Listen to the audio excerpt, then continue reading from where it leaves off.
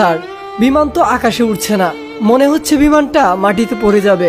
পরক্ষণেই control room থেকে order আসলো, তুমি তাড়াতাড়ি সিট ইজেক্ট করে দাও। কিন্তু ফ্লাইট লেফটেন্যান্ট তৌকির তা করলেন না। শেষ মুহূর্ত পর্যন্ত চেষ্টা করেছেন বিমানকে আকাশে রাখতে। সবশেষ মাইলস্টোন স্কুল অ্যান্ড কলেজে গিয়ে বিমানটি আঘাত হানে এবং শেষ নিঃশ্বাস ত্যাগ করেন ফ্লাইট লেফটেন্যান্ট তৌকির আহমেদ।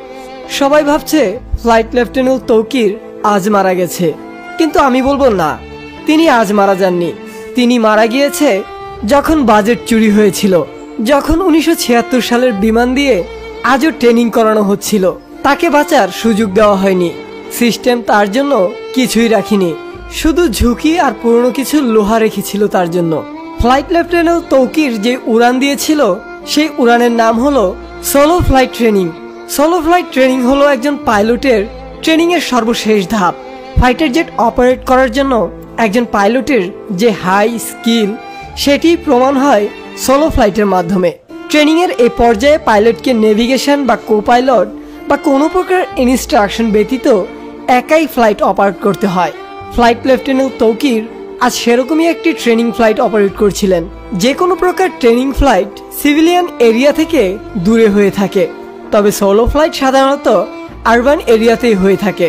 আর আরবান এরিয়াতে এই ধরনের সেন্সিটিভ ফ্লাইট অপারেট করার জন্য পাইলটকে যথেষ্ট কোয়ালিফাইড হতে হয়।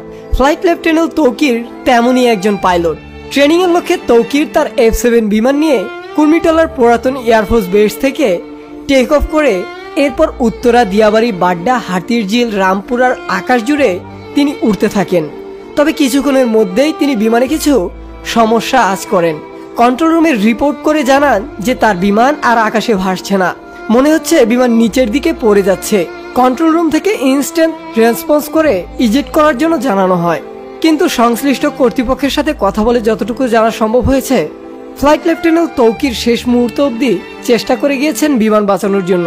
তিনি বিমানটিকে সর্বোচ্চ ম্যাক স্পিডে তুলে বেসের দিকে ছুটতে থাকেন।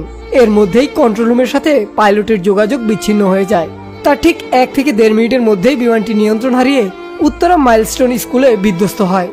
এখন পর্যন্ত এতটুকুই জানা গেছে, তবে বিমান ঠিক কী ধরনের টেকনিক্যাল ফেলিওরের জন্য এই দুর্ঘটনা ঘটল তা কেবলমাত্র ম্যাসিভ ইনভেস্টিগেশন হলেই জানা সম্ভব।